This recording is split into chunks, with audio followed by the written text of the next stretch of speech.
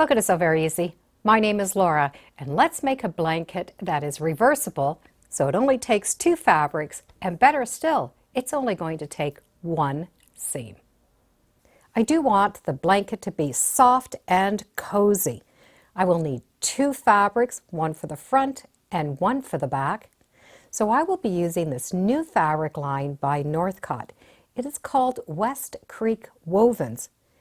So it's a combination between a cotton and a polyester, which means it's going to be really easy to work with, and it has a beautiful brushed side.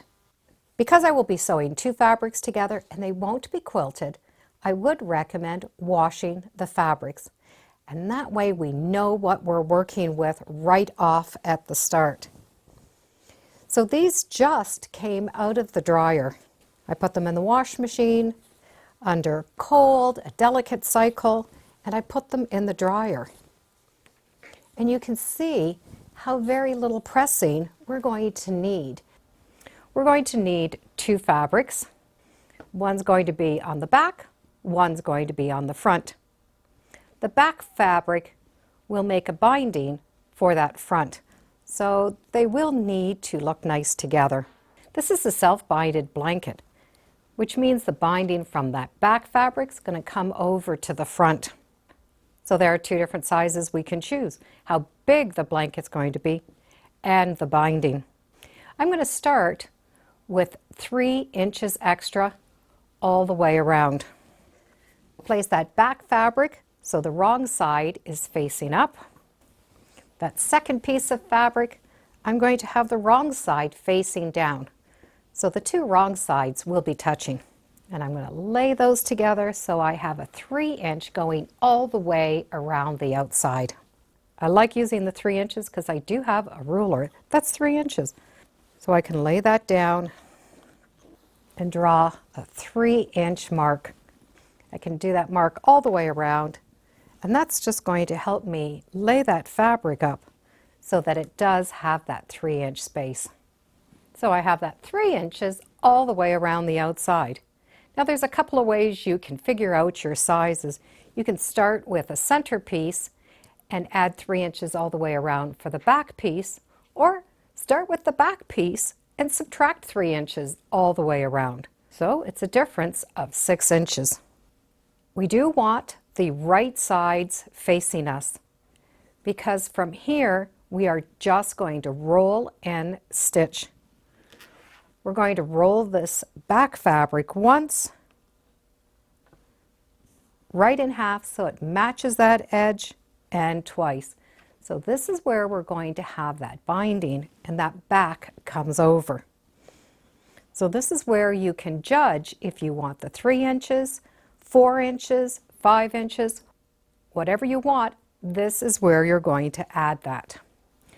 Once we have this all cut out, we're going to pin and bring to the machine and do 1 row of stitching all the way around. It's all about the pinning and getting those corners all done in 1 step. We are definitely going to need some pins for this project. Start somewhere in the middle on any one side. Take the fabric, fold it once, so the raw edge is going to match the raw edge of that middle fabric. And smooth that out. If you'd like, you can do this right at the iron and press this down.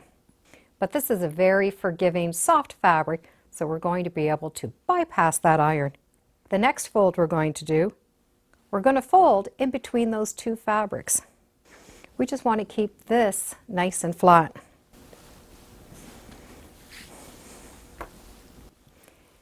And pin. When we've come to this corner, we're going to take this edge and just fold it so it's running along that edge of the fabric. If you put a pin right there along that edge, it's going to help us keep that fold tight. So we can hold that pin, and that's going to come over. That's the only thing special we need to do to that corner. Fold that fabric in half and fold it in half again. And that's going to make that corner match up. I'll show you with a different angle. So the first fold, we're going over once, twice.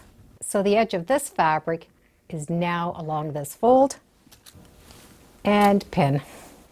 That last pin is going right here. That's going to help us get a nice, crisp, mitered corner. If you're at the iron, you can just iron that. This edge gets folded up to this edge. Hold that pin and fold it over. And that's all there is for that corner. If you're at the iron, give that a press. For the next row, we're going to fold it the same as we did this edge. The first fold, it matches that edge of the fabric. The second fold, we fold along that edge. And that is going to give us that mitered corner. Just take that pin out, transfer it to that mitered, and continue folding this. So as you get to each corner, you're just going to do that folding technique and pin all the way around. I do like to add a lot of pins in this case because I have done no basting, and this is the only row of stitching I'm going to do moving forward. We will need to stitch right along that edge all the way around. One big row of stitching. I will be using a matching thread for this border fabric, and if you happen to have a walking foot, this is definitely the time to use it because we do want those layers to go together equally. So there's that row of stitching right close to that edge. When we turn it over, we have just that little row of stitching.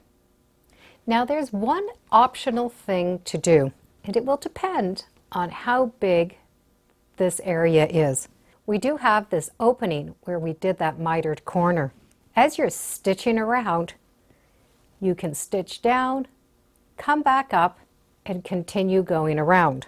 And that's going to hold and stitch that down. And that will still be part of that one row of stitching.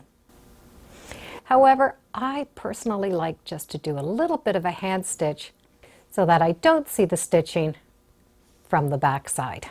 If you have something like a 1/4 inch around, you won't need to do that stitching. But as it gets bigger, it is going to come apart. So stitching that down will definitely be helpful. Once that's done, we can give that a press and we're done. So that's all there is to make this blanket. 2 different fabrics, it's reversible, and 1 row of stitching. And additional if you want to do a little bit of hand stitching. This West Creek woven fabric has a very nice feel to it, a very nice drape. So it makes a perfect blanket. And having that little bit of polyester in there means we don't have to worry about any wrinkles, and we also don't have to quilt it. This technique can also be used on panels and regular fabric. I do hope you've enjoyed today's episode, and as always, thank you for joining me today on Sew Very Easy. Feel free to subscribe and come on back. Let's see what we're making next time in the sewing room. Bye for now.